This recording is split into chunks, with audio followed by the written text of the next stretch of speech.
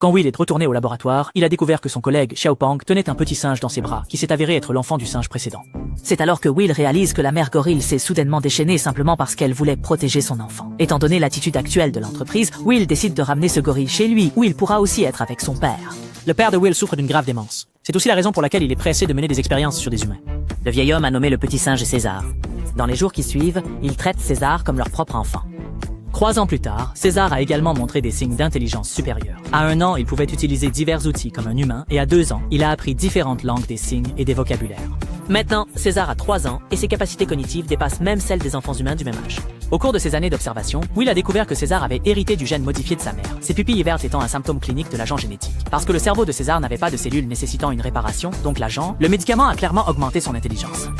Maintenant, César sait non seulement dessiner, lire, mais aussi jouer aux échecs. César devient de plus en plus intelligent, mais la démence du père de Will s'aggrave de plus en plus. Après mûre réflexion, Will a quand même pris le risque d'injecter le médicament génétique à son père.